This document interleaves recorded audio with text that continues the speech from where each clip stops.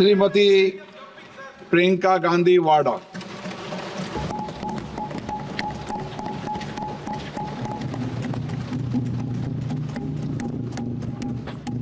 नमस्कार। माननीय अध्यक्ष महोदय जी, आज आपने मुझे इस सभा में बोलने का मौका दिया, इसके लिए मैं आपकी बहुत बहुत आभारी हूँ। सबसे पहले जो सुरक्षाकर्मी, जो जवान अफसर 13 दिसंबर को संसद की सुरक्षा के लिए शहीद हुए, उनके प्रति मैं श्रद्धांजलि व्यक्त करना चाहती हूँ। महोदय, हजारों साल पुरानी हमारी देश की, धर्म की एक पुरानी परंपरा रही है। ये परंपरा संवाद, चर्चा की रही है।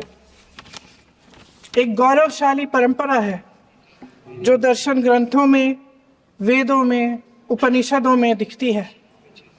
वाद विवाद और संवाद की हमारी पुरानी संस्कृति है।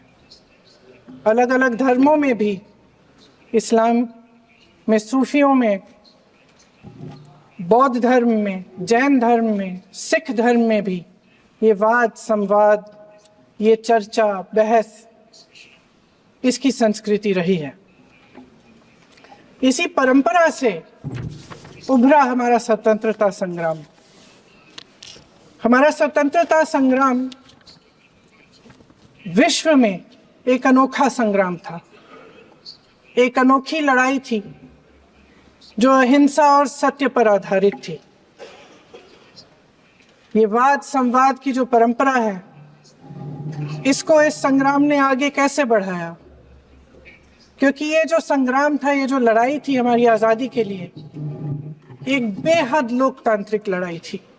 इसमें देश के किसान, देश के जवान, देश के मजदूर, देश के अधिवक्ता, देश के बुद्धिजीवी, चाहे किसी भी जाति के हो, चाहे किसी भी धर्म के हो, चाहे किसी भी भाषा को बोलते हो, सब इस स्वतंत्रता संग्राम में शामिल हुए। सब ने हमारे देश की आज़ादी की लड़ाई लड़ी।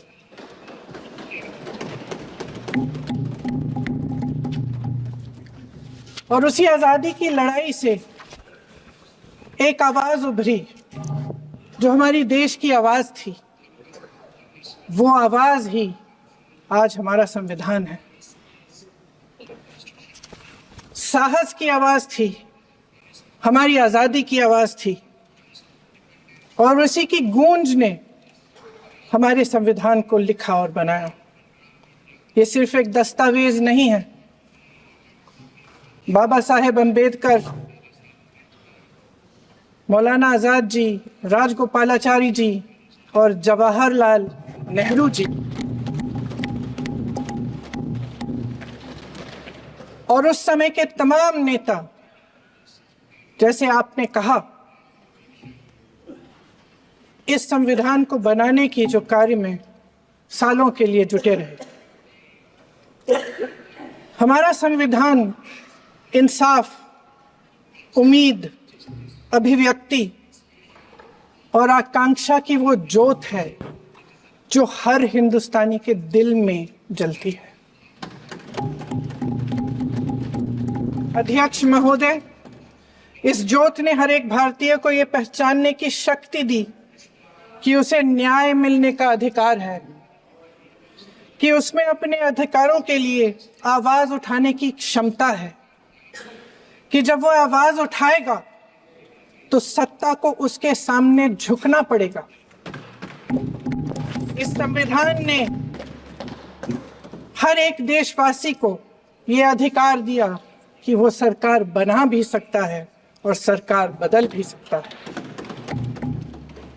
ये ज्योत जो हर हिंदुस्तानी के दिल में जलती है, उसने हर हिंदुस्तानी को ये विश्वास दिया कि देश की संपत्ति में, देश की दौलत में, संसाधनों में उसका भी हिस्सा है, कि उसे एक सुरक्षित भविष्य की उम्मीद का अधिकार है, कि देश बनाने में भी उसकी भागीदारी है। उम्मीद और आशा की ये जोत मैंने देश के कोने कोने में खुद देखी है। उन्नाव में मैं एक रेप पीड़िता के घर गई, उसे जलाकर मार डाला था। वो शायद 20-21 साल की होगी। हम सबके बच्चे हैं। हम सोच सकते हैं कि अगर हमारी बेटी के साथ बार बार बलात्कार हुआ और फिर जब वो अपनी लड़ाई लड़ने के लिए गई तो उसको जलाकर मार डाला गया होता तो हम पर क्या बीतती। मैं उस बच्ची के पिता से मिली। उसके खेत जलाए गए थे, उसके भाइयों को पीटा गया था, उसके पिता को बाहर से घर के बाहर घसीट कर मारा गया था।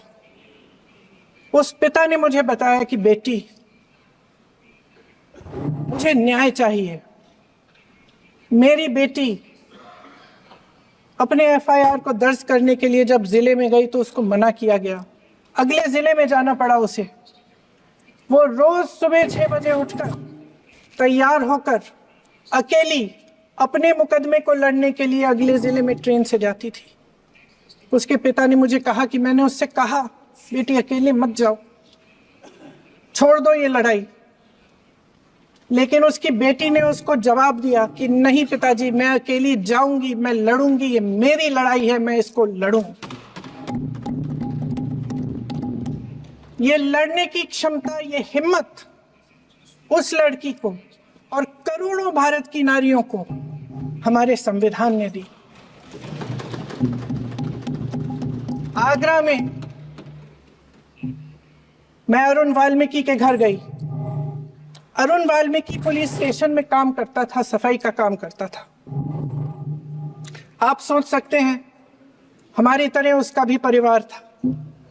नई नई शादी हुई थी, 2-3 महीनों का बच्चा था। पुलिस स्टेशन में चोरी हो गई। चोरी का इल्जाम उस पर लगाया गया। उसके पूरे परिवार को उठाकर पुलिस स्टेशन में ले गए। आप हंस रहे हैं, लेकिन ये गंभीर बात है। गंभीर बात। शर्म करो, शर्म। अरुण वाल्मीकि को पीट पीट के मार डाला, उसकी बीवी को पीटा, उसके पिता के नाखून निकाले, उसके पूरे परिवार को पीटा गया। जब मैं उस जवान महिला से मिलने गई जो अभी अभी विधवा हुई थी, तो उसने मुझे कहा कि दीदी, हमें सिर्फ एक चीज चाहिए, हमें न्याय चाहिए और हम इस न्याय के लिए लड़ते रहेंगे, चाहे कुछ भी हो जाए। ये हिम्मत उस महिला को हमारे संविधान ने दी।